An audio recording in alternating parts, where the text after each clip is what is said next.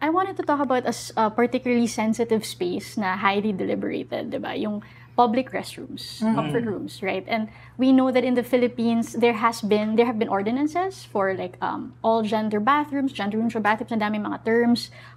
We also know that syempre minsan may parang physical limitations in infrastructure, so some facilities would try to accommodate by allotting a PWD and LGBTQIA bathroom. So I wanted to know, ano yung thoughts ng movement on these options that different establishments would explore, and what is the right way to go about this debate? Like what would be the most you think respectful of all genders? Yeah, I wanted to first, before I respond to that question, I wanted to highlight the mental gymnastics that we have to go through when we pass on to that like bathroom. So when we decide to step into that bathroom, you know, it took us a long time to process that. And because this is one of the struggles that we do is, are we passing enough to look like, you know, do I deserve to go to this particular do I door? deserve this space? Am I passing enough to be this space? Iihi lang naman ako, right? So I think we have to listen to trans people when they say that it's really, really something that they have to brave through just to go to a bathroom.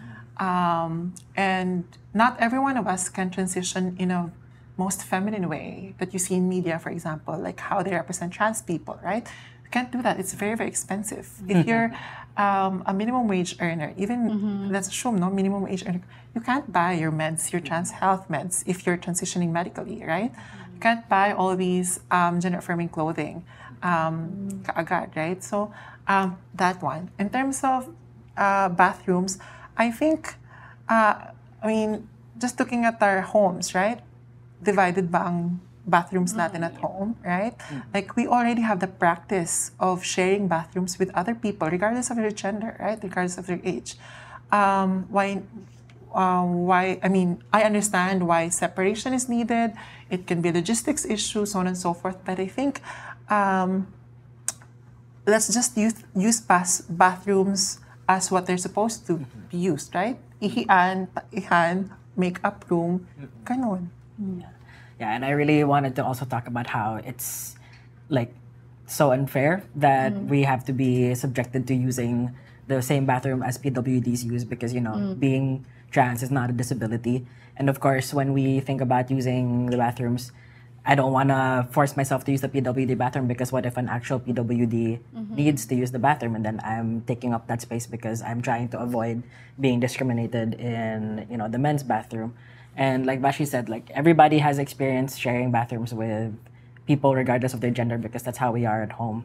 And I feel like there's just this, you know, the stigma still that they think that transgender people are, you know, predators and that we're going to bathrooms of our gender identity to harass people when really we're just trying to use the bathroom like anyone else.